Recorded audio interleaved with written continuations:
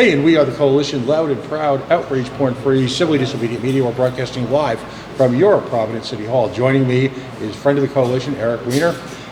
He, of course, of the PVD food truck events and festival, and well, virtually anything food truck here in the state. I saw on his social media, we've chatted before, and I'll reshare our original interview. I've chatted before with him about the food truck business, and what we've managed to do, I think, successfully is eliminate a lot of the myths, the urban legends, the confusion, the chaos around what is a very entrepreneurial business, which is involving lots of people with a tremendous sweat equity, personal and financial investments. Some of them who want to move to bricks and mortar, some of them who are very happy to run multi-truck catering environments within the PVD food truck community. So Eric, what's going on here tonight? So we're leaving City Hall, the council chambers. We were scared and nervous for the last 48 hours. There was a ordinance change put in that was going to require all food truck operators to have to get written permission from any property owner in order to vend on the public right-of-way. I think that there are some problems with some bad actors that need to be solved within the community, but I don't think there was a lot of thought put into place regarding what this ordinance change would do in terms of really killing the food truck vending business around the city. Fortunately, over the last 36 hours, the administration and some key stakeholders on the city council, listened to the concerns of food truck operators. And although I wouldn't say the matter is dead, the final vote tonight was tabled, which is a short-term win for us tonight for sure, which puts us back in the situation to continue to educate the council on why having one property owner being able to determine where or when a food truck can park throughout the city would really put the local food truck owners out of business and open a Pandora's box of problems for an ordinance that is really well written and well crafted. I think if there are concerns around the city about the behavior of a single food truck or a complaint or a bad actor, that there are solutions within the current ordinance to solve those problems. Well, now, the food truck business is a significant economic driver here in the city of Providence as well as across the state. And at the same time, it's still somewhat of a young industry per se. 10 years ago, these didn't exist for the most part here in the city of Providence. How important is it for government to connect with stakeholders of all varieties when considering legislation, particularly when the law of unintended consequences looms large?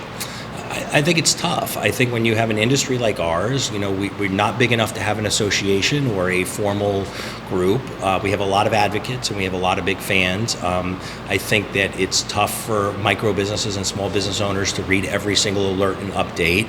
And I think from a municipality standpoint, it's hard to figure out a system where you know who all the stakeholders are or who the unintended consequences of something might impact. But in this case, the media played a big role in this, and that there was an article that was published that brought this to our attention, which is how we were able to mobilize and reach out to the council to let them know that there were consequences of this. And I fear that there are a lot of things that happen in a lot of places where if all the stakeholders don't know what's going to happen, those unintended consequences can end up in the community. What impact would this have on the food truck community here, particularly in the urban core? It would have meant that food trucks could no longer leave their base of operation and go find a place to park and just park on a city street within the current ordinance without first going and asking those property owners to give them written permission. And that would have meant that there would have been undue amount of time and effort for food truck owners to go out in advance and scout where they want to go, and then have to lobby and convince property owners to allow them to park there. I think it could have been a real killer of vending within the city. Now, what was motivating this? Was there a couple of bad actors, or what? I'm not exactly sure. I think that there are definitely things within the existing ordinance that people maybe don't know about, and I think there is a lack of enforcement for some of the general rules, like food trucks are not allowed to be in one place for more than 4 hours. Food trucks are not allowed to make noise higher than 70 decibels. Food trucks are not permitted to have tables and chairs, and I think that there's no enforcement of those things. And I think if some of those things did have an enforcement arm, then there maybe wouldn't be some of the problems that maybe led to this ordinance change being introduced. Well, and on paper at least, it would appear that the city of Providence and most municipalities in the state do a pretty comprehensive approach to regulating your industry. I think like in anything, there have been some really good compromises. Of course, I think there are a lot of food truck operators that would like more in certain cities or in certain places.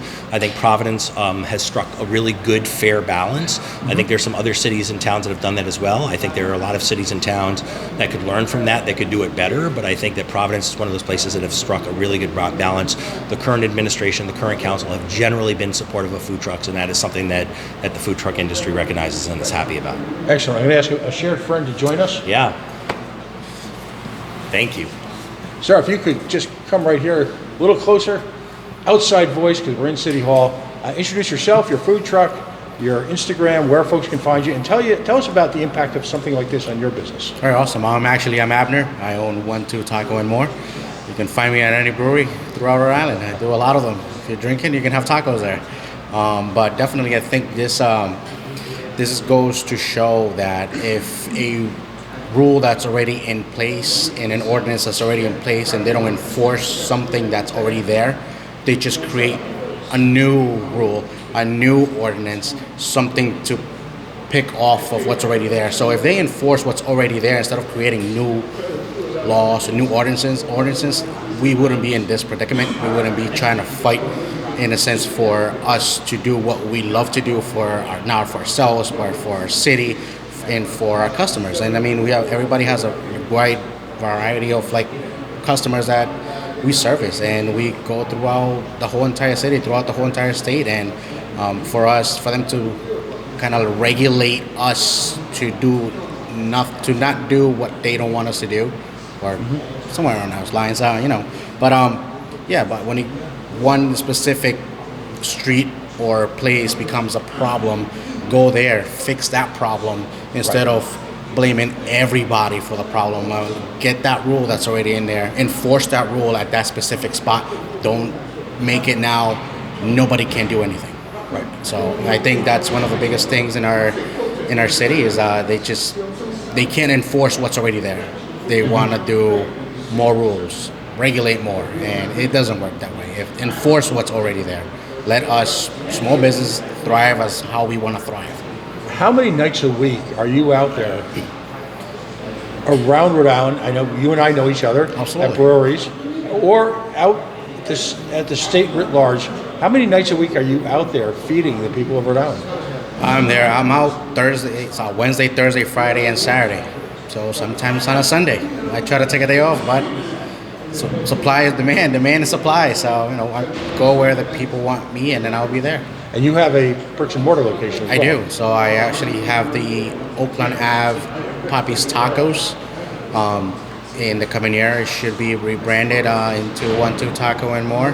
So you can catch us there or catch us at a brewery. Like I said, I do about 20 different breweries throughout the year. And how good are your tacos? And then I'm going to fill in. Your tacos are damn good. Yeah, they're good. I mean, I speak for myself, but the public speaks for me. And if I'm still around, then we're doing something right. How can we find you on Instagram? 1-2 Taco and More. 1-2 Taco and More. Absolutely. Abner, thanks again. Thanks for being a part of the community, and thanks for energizing an industry and a tradition that is such an important part of Providence and the entire state of Rhode Island. Yeah, absolutely. Anytime.